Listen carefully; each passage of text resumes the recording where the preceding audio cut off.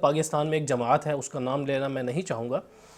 وہ پورا سال تو رؤیت ہلال کمیٹی کے ساتھ چلتی ہے، مگر سال میں پتہ نہیں کیا شعبان میں ان کو کیا ہوتا ہے کہ شعبان میں جیسے ہی شعبان کی 15ویں اور 16ویں تاریخ چڑھتی ہے وہ اس میں اختلاف کرنے لگتے ہیں کہ بھئی چاند کی جو ہے آج شعبان کی 15ویں تاریخ ہے 16ویں تاریخ ہے۔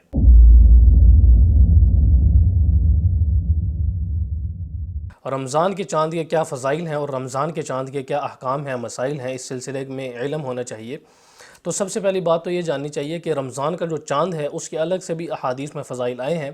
لیکن جو چاند ہے اس کا مقصد کیا ہے، کس مقصد سے اللہ تبارک و تعالی نے چاند کو پیدا کیا ہے، وہ مقصد اللہ تبارک و تعالی نے قرآن مجید میں بیان فرمایا ہے۔ سورۃ البقرہ میں آیت نمبر 189 میں اللہ تبارک و تعالی فرماتے ہیں کہ یسألونک عن الاہلہ، کہ لوگ آپ سے چاند کے بارے میں سوال کرتے ہیں، قل ہی مواقیت للناس والحج، آپ فرما دیجئے کہ چاند لوگوں کے لیے اوقات کے پہچاننے کا اور حج کے جو اوقات ہیں ان کے پہچاننے کا ذریعہ ہے۔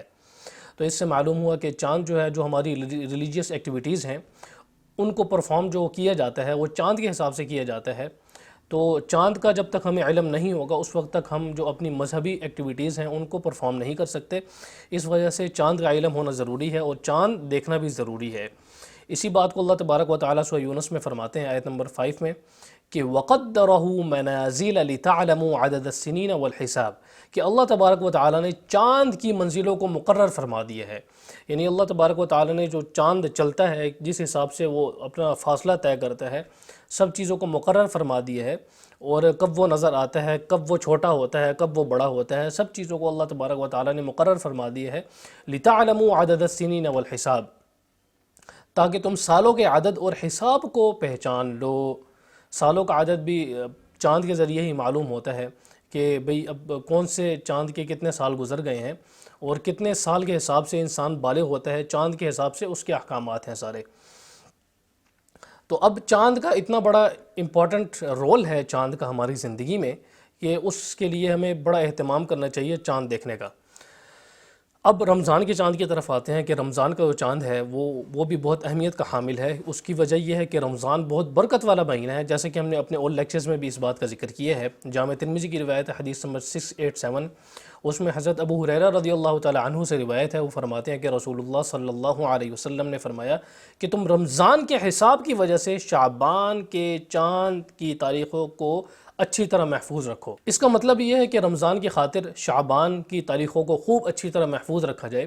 کہ کہیں ایسا نہ ہو کہ شعبان کے جو چاند ہے وہ نظر نہ آئے، رمضان کا جو چاند دیکھا جاتا ہے تو پھر شعبان کے 30 دن پورے کرنے کے بعد رمضان کا حساب کتاب شروع ہوتا ہے۔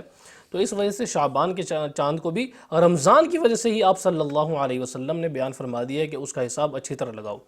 یہاں پر ہوتا کیا ہے، یہاں پر پورا سال ہمارے ادھر پاکستان میں ایک جماعت ہے، اس کا نام لینا میں نہیں چاہوں گا، وہ پورا سال تو رؤیت ہلال کمیٹی کے ساتھ چلتی ہے، مگر سال میں پتہ نہیں کیا شعبان میں ان کو کیا ہوتا ہے کہ شعبان میں جیسے ہی شعبان کی 15ویں اور 16ویں تاریخ چڑھتی ہے وہ اس میں اختلاف کرنے لگتے ہیں کہ بھئی چاند کی جو ہے آج شعبان کی 15ویں تاریخ ہے 16ویں تاریخ ہے،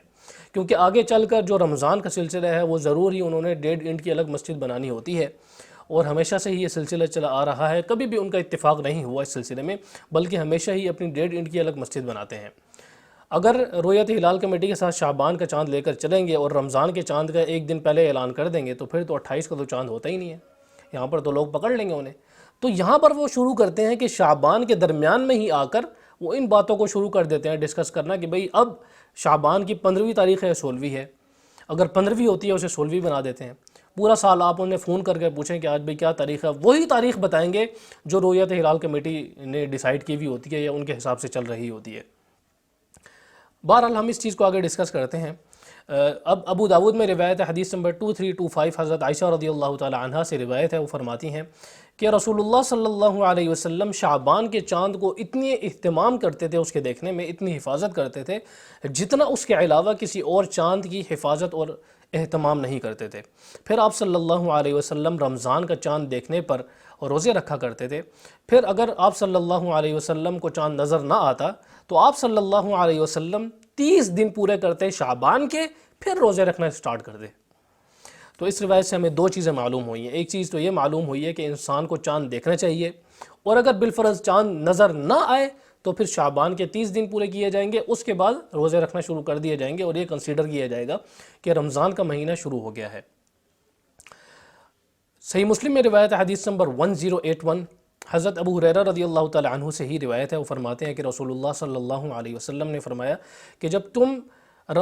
جب تم چاند دیکھو تو تم روزے رکھو،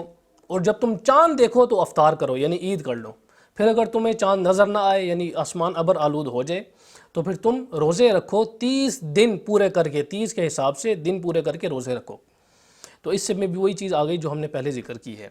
سنن نسائی میں حدیث موجود ہے، حدیث نمبر 2138، حضرت ابو ہریرہ رضی اللہ تعالی عنہ سے ہی روایت ہے، وہ فرماتے ہیں کہ رسول اللہ صلی اللہ علیہ وسلم نے فرمایا کہ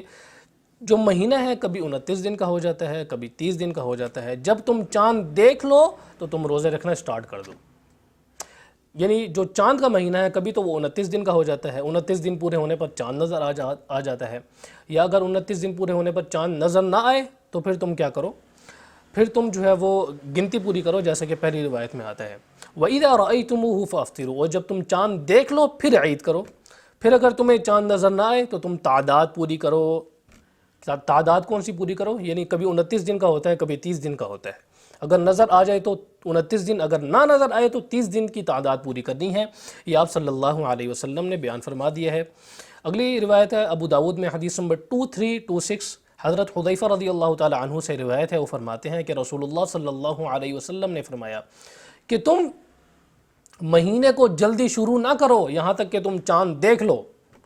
یہ خاص طور پر ان لوگوں کے لیے ہے یہ جو اپنی 1.5 اینٹ کی مسجد الگ بناتے ہیں۔ پھر آپ صلی اللہ علیہ وسلم نے فرمایا او تکملوا العدہ، یا تم تعداد پوری کر لو، پھر تم روزہ رکھو یہاں تک کہ تم چاند دیکھ لو۔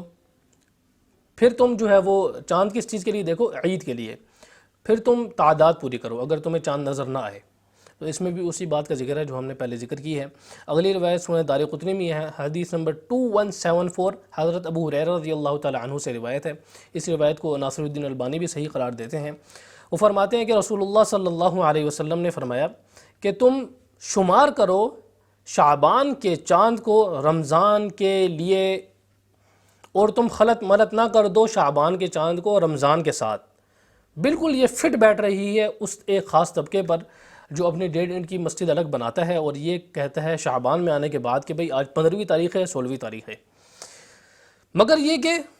موافقت ہو جائے کسی کی روزہ رکھنے کی، جس دن وہ روزہ رکھتا ہو تم میں سے کوئی ایک، اور تم دیکھو اور تم روزہ رکھو چاند دیکھنے پر، اور عید کرو چاند دیکھنے پر۔ پھر اگر تمہیں چاند نظر نہ آئے تو پھر تم تعداد پوری کر لو، تمہارے اوپر تعداد پوری کرنا لازم ہے۔ تو آپ صلی اللہ علیہ وسلم اس وجہ سے اہتمام فرماتے تھے شعبان کے چاند کے دیکھنے کا، تاکہ اس میں خلط ملط نہ ہو جائے، اس میں ایک چاند دوسرے چاند میں مکس نہ ہو جائے، لوگ شبہ میں مبتلا نہ ہو جائیں درمیان میں آنے پر، کیونکہ اگر شعبان کا چاند نہیں دیکھیں گے تو رمضان کا چاند بھی اگر نہ نظر آیا تو پھر تو لوگ شبہ میں پڑ جائیں گے کہ بھئی آج 29 ہے 30 ہے، پھر کیا کریں گے؟ تو اس وجہ سے آپ صلی اللہ علیہ وسلم نے خاص طور پر شعبان کے چاند کو دیکھنے کی اہمیت بیان فرمائی ہے۔ اس بات کا ذکر ہم نے پہلے بھی کیا ہے۔ پھر آپ صلی اللہ علیہ وسلم نے اس میں جو ارشاد فرمایا ہے کہ تم جو شعبان کا آخر آ جائے اس میں روزے نہ رکھو، اس کا بھی ہم نے ذکر کر دیا ہے۔ یوٹیوب پر ہمارا لیکچر اپلوڈڈ ہے اس نام سے کہ کیا جو 15 شعبان ہے اس کے بعد روزے منع ہیں، تو وہ اگر کوئی دیکھنا چاہے تو وہاں پر دیکھ سکتا ہے۔ اس میں ہم نے تفصیل کے ساتھ یہ ساری چیزیں ڈسکس کی ہیں۔